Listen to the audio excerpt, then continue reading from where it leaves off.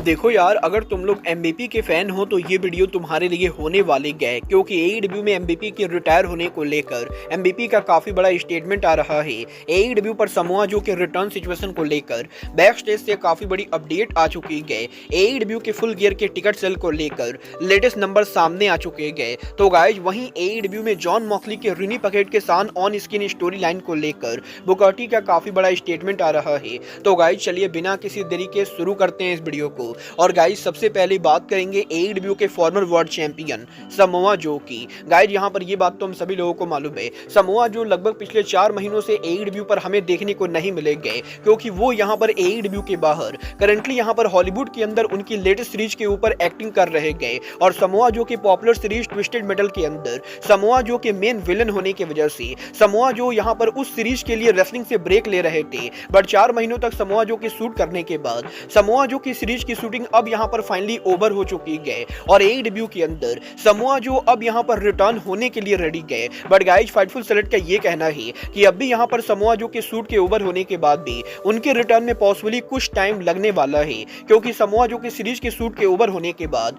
अब वो यहाँ पर उनके सीरीज के प्रमोशन करेंगे, जिनके लिए उन्हें अलग अलग इवेंट के ऊपर जाना पड़ेगा। और इस रीजन की वजह से समोआ जो को फिलहाल एईडब्ल्यू के ऊपर अगर वापस लाया जाता है तो कुछ ही टाइम के अंदर उन्हें दोबारा प्रमोशन के लिए जाना पड़ेगा। और शायद इसी रीजन की वजह से एईडब्ल्यू कंपनी फिलहाल समोआ जो को नहीं ला रही है। वल देखना दिलचस्प होगा कि एईडब्ल्यू के ऊपर समोआ जो उनका रिटर्न कब करते गए। बट गाइस जहां तक बात रही रिटर्न करने की, तो गाइस यहीं अब एईडब्ल्यू के अंदर एईडब्ल्यू सुपरस्टार स्काई ब्लू के रिटर्न को लेकर काफी बड़ी अपडेट आ चुकी है। गाइस यहां पर ये बात तो हम सभी लोगों को मालूम है, आज से करीबन 4 से 5 महीने पहले स्काई ब्लू को एईडब्ल्यू के डायनामाइट पर मैच लड़ते समय इंजरी हो गई थी। और स्काई ब्लू के फुट इंजरी की वजह से वो एईडब्ल्यू के शो पर काम नहीं कर रही थी। बट अब यहाँ पर फाइटफुल सेलेक्ट ने ये कंफर्म कर दिया है कि स्काई ब्लू की इंजरी काफी हद तक ठीक हो चुकी है। और अब यहाँ पर उन्हें चलने के लिए ब्रेसेस की मदद लेनी नहीं पड़ती है। और हो सकता है बहुत ही जल्द एईडब्ल्यू के ऊपर आपको स्काई ब्लू का रिटर्न देखने को मिले।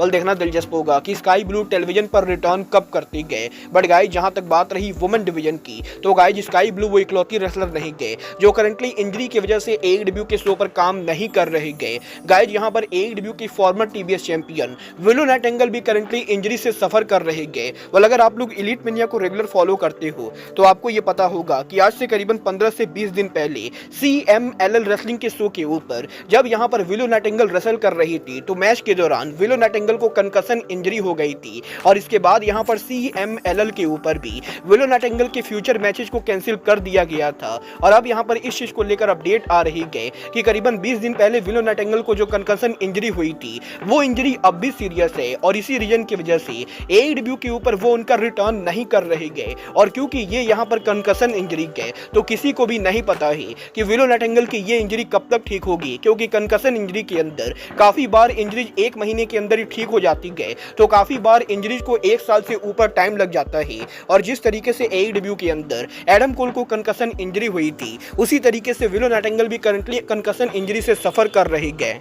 वल देखना दिलचस्प होगा कि विलो नाइटिंगेल एईडब्ल्यू के ऊपर रिटर्न कब करते गए। बट गाइस चलिए फिलहाल आगे बढ़ते हैं और बात करते हैं एईडब्ल्यू के upcoming pay per view AEW full gear 2024 की। गाइस यहाँ पर ये बात तो हम सभी लोगों को मालूम है, अब से यहाँ पर मात्र 9 दिनों के अंदर एईडब्ल्यू के साल का one of the biggest pay per view full gear pay per view होगा। और अब यहाँ पर इस पेपर व्यू को लेकर एईडब्ल्यू के करंट टिकट सेल सामने आ चुके गए। गाइस यहाँ पर करंटली प्रोडेंशन सेंटर में एईडब्ल्यू की फुल गियर की टोटल कैपेसिटी एईडब्ल्यू कंपनी ने करीबन 6900 के बराबर रखी गए, जहां पर 6900 टिकट में से एईडब्ल्यू कंपनी ने करंटली यहां पर 6140 टिकट सोल्ड आउट किए हैं। और अब भी यहां पर एईडब्ल्यू के फुल गियर पेपर व्यू के ऊपर एईडब्ल्यू कंपनी को करीबन यहां पर 700 टिकट सोल्ड आउट करना बाकी गए, जो कि मेरे हिसाब से अगर यहां पर एईडब्ल्यू कर भी देते गए तब भी यहां पर ये pay per view one of the biggest flop pay per view होगा। और इस पेपर व्यू के लिए जब एईडब्ल्यू ने टिकट सेल करना शुरू किया था, तो गाइस करीबन यहां पर 2.5 महीने पहले ही एईडब्ल्यू कंपनी ने इस शो के लिए 5000 टिकट सोल्ड आउट कर दिए थे। बट गाइज इसके बाद यहाँ पर जब इस पेपर व्यू को लेकर बिल्डअप शुरू हुई,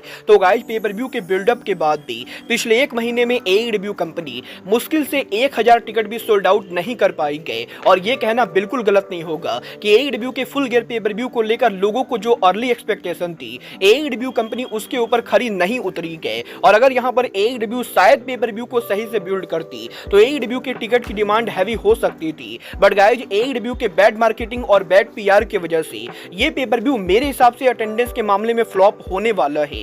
वेल देखना दिलचस्प होगा कि AEW के फुल गियर पेपर व्यू के प्रोडक्शन सेंटर जैसे बड़े अरीना में होने के बाद जब इस अरीना के अंदर मुश्किल से 7,000 या 8,000 लोग आते गए तो ये पेपर व्यू कैसा होता है। बट गाइस चलिए फिलहाल आगे बढ़ते और बात करते हैं AEW के वर्ल्ड चैंपियन जॉन मॉक्सली की। वेल बात करें अगर यहाँ पर जॉन मॉक्सली की तो ये बात तो हम सभी लोगों को मालूम है, मॉक्सली यहाँ पर करंटली AEW के अंदर हील कैरेक्टर प्ले कर रहे गए, जिस कैरेक्टर के अंदर वो यहाँ पर AEW के यंग रेसलर्स को टीच कर रहे गए और एक एक करके AEW के अंदर वो यहाँ पर AEW ओरिजिनल्स के ऊपर अटैक कर रहे गए। और यही मॉक्सली के इस कैरेक्टर को अब यहाँ पर सक्सेसफुल बनाने के लिए WWE हॉल ऑफ फेमर बुली रे का काफी बड़ा स्टेटमेंट आ रहा है। गाइड यहाँ पर इस हफ्ते बुली रे के लेटेस्ट पॉडकास्ट के ऊपर बुली रे ने जॉन मॉक्सली के कैरेक्टर को सक्सेसफुल बनाने को लेकर आइडिया ड्रॉप किया। यहाँ पर बुली रे का ये कहना है कि अगर यहाँ पर मॉक्सली को उनके कैरेक्टर को और ज्यादा डोमिनेट बनाना है तो मॉक्सली को ऑन स्क्रीन के ऊपर उनकी वाइफ रिनी पकेट के साथ काम करना चाहिए। और बुली रे का ये कहना है कि मॉक्सली को AEW के ऑन स्क्रीन के ऊपर रिनी पकेट के ऊपर अटैक करना चाहिए और उन्हें यहाँ पर उनकी वाइफ को नेशनल टेलीविजन के ऊपर बीट करना चाहिए, जिससे कि क्राउड यहाँ पर उनको और ज्यादा नापसंद करेगी। और बुली रे यहाँ पर ये सजेस्ट कर रहे गए कि मॉक्सली यहाँ पर नेशनल टेलीविजन पर अगर उनकी वाइफ को बीट करते गए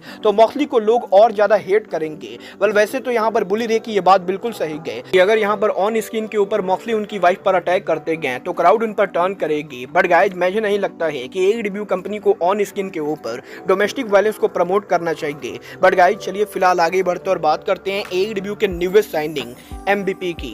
वेल गाइज ये बात तो हम सभी लोगों को मालूम है, MVP Bobby Lashley Shelton Benjamin के AEW को ज्वाइन करने के बाद जहां बॉबी लेस्ली और शेल्टन बेंजामिन रेसलर के तौर पर काम कर रहे गए, वहीं MVP AEW के ऊपर मैनेजर के तौर पर काम कर रहे गए। बट गाइज इस हफ्ते MVP के लेटेस्ट इंटरव्यू के ऊपर MVP ने उनके पोटेंशियल इन रिंग वर्क को लेकर बात की, जहां पर MVP ने यह कंफर्म कर दिया है कि उन्होंने अभी तक पूरी तरह से रिटायरमेंट नहीं लिया है और वो यहां पर अभी रेसलिंग करने के लिए लगातार उनकी ट्रेनिंग कर रहे गए। और MVP ये बिलीव करते गए कि AEW कंपनी पॉसिबली वो कंपनी हो सकती है जहां फैंस को जल्द ही MVP रिंग के अंदर देखने को मिलेंगे और पॉसिबली AEW वो कंपनी बन सकती है जहां MVP उनका रियल रिटायरमेंट लेंगे। और AEW के अंदर अर्लियर जिस तरीके से स्टिंग ने रिटायरमेंट लिया था उस चीज को देखकर MVP काफी ज्यादा इंप्रेस हुए थे और वो भी यहाँ पर AEW के ऊपर पोटेंशियली उनका रेसलिंग करियर ओवर करना चाहते गए और वो AEW के ऊपर शायद उनका रिटायरमेंट मैच रेसल करेंगे। वेल देखना दिलचस्प होगा कि AEW के ऊपर MVP उनका इन रिंग डेब्यू कब करते गए और क्या सच में AEW पर MVP का रिटायरमेंट होता है या नहीं।